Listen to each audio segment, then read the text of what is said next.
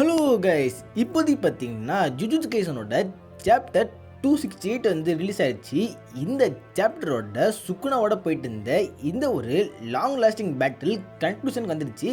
So இந்த பேட்டிலில் எப்படி முடிச்சிருக்காங்க அப்படிங்கிற மொத்த மேட்ரியும் இந்த வீடியோவில் பார்த்துலாம். வீடியோக்கு புதுசாக இருந்தால் உடனே ப்ளே பண்ணிட்டு பண்ணுங்க. சரி வாங்க இப்போ வீடியோக்குள்ளே போகலாம். நம்ம ஜெயிக்கிறோமா தோக்கிறோமாங்கிறது முக்கியம் இல்லை நண்பா, கடைசி வரைக்கும் முயற்சி பண்ணமாங்கிறதா முக்கியம். இன்னும் சிம்பிளாக சொல்லணும்னா, தோத்தாலும் ஜெயிச்சாலும்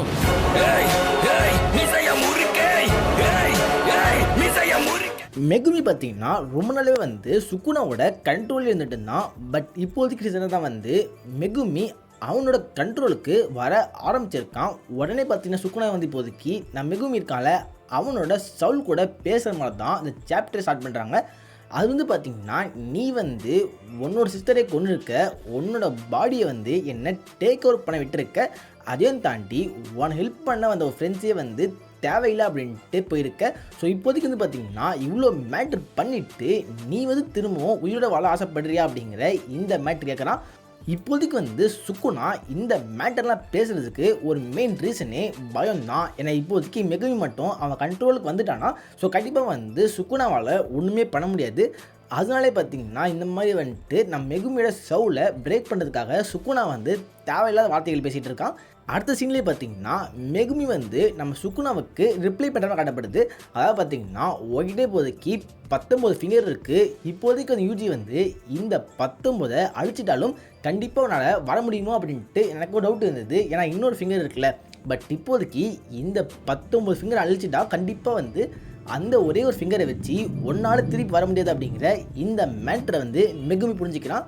அதாவது பார்த்திங்கன்னா இப்போதைக்கு இருக்க 19 ஃபிங்கரை மட்டும் அழிச்சாலே போதும், சுக்குனாவோட மேட்டரை வந்து மொத்தமாக முடியும் அப்படிங்கிற இந்த மேட்டரை மெகுமி புரிஞ்சுக்கிட்டான் அப்படின்ட்டு அந்த இடத்துல அவன் சுக்குனாக்கு ரிப்ளை பண்ணிவிட்டு நீ வந்து சாவை பார்த்து பயப்படுறியா அப்படிங்கிற இந்த வார்த்தையும் கேட்குறான்.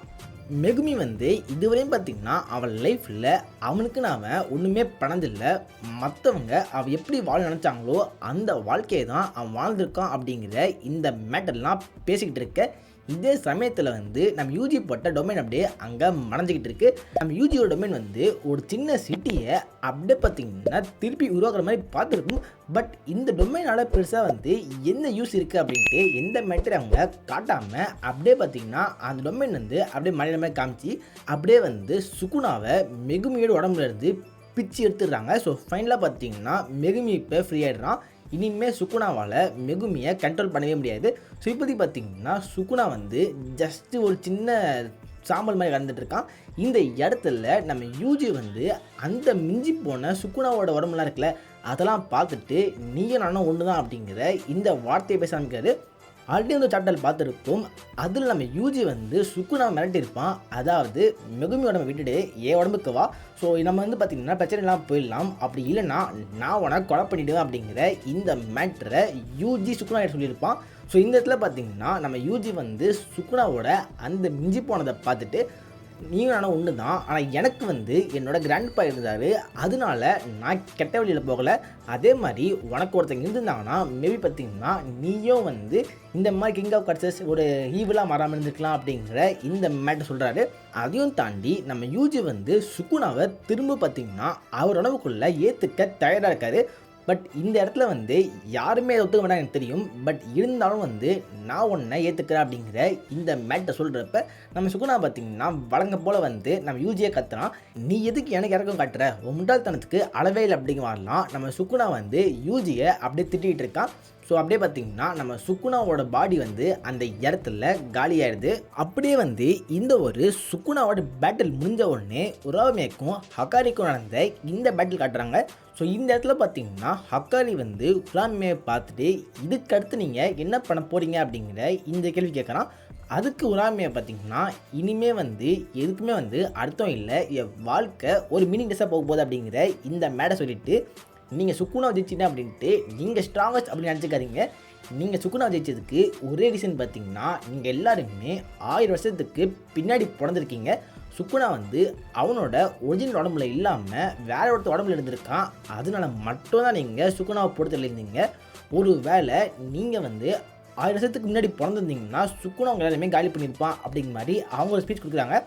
அதாவது சிம்பிளாக பார்த்தீங்கன்னா சுக்குனாவை நீங்கள் காலி பண்ணது உங்கள் ஃபுல் லக்கு தான் அப்படிங்கிற இந்த மாதிரி சொல்லி இந்த இடத்துல ஒரு ஆளுமே பார்த்தீங்கன்னா அப்படியே மறைஞ்சு போயிடுறாங்க.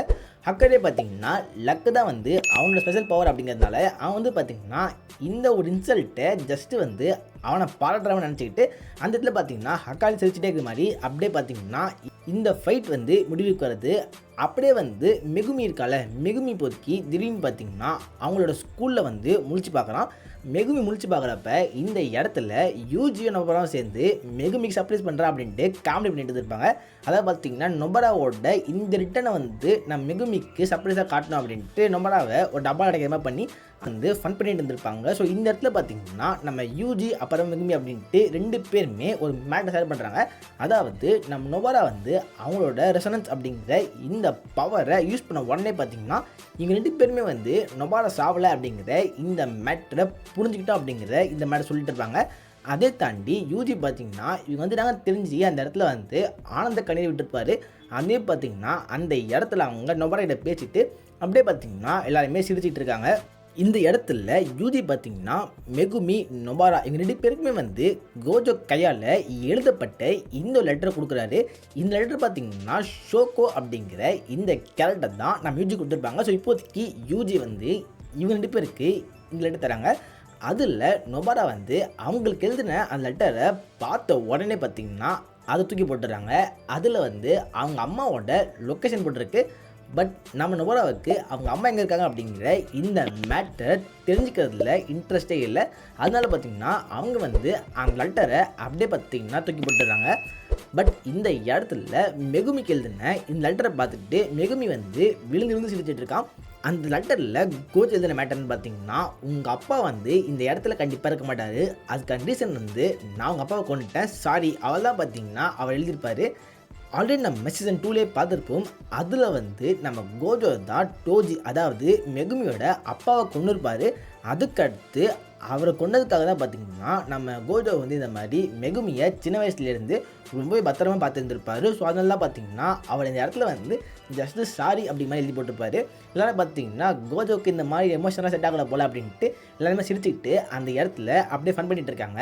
அப்படியே நொபாரா பார்த்திங்கன்னா நம்ம வந்து யூட்டா அப்புறம் மற்றவங்களாம் இருக்காங்களே அவங்களே வந்து பார்க்கணும் அப்படிங்கிற மாதிரி அவங்க சொல்கிறாங்க. சொன்ன உடனே பார்த்திங்கன்னா யூஜியும் வந்து ஆமாம்மா அவங்க எல்லாருக்குமே வந்து கண்டிப்பாக தேங்க்ஸ் சொல்லி ஆகணும், அவங்க எல்லாருமே வந்து நமக்கு ரொம்ப ஹெல்ப் பண்ணியிருக்காங்க அப்படிங்கிற இந்த மேட்டை சொல்கிறான்.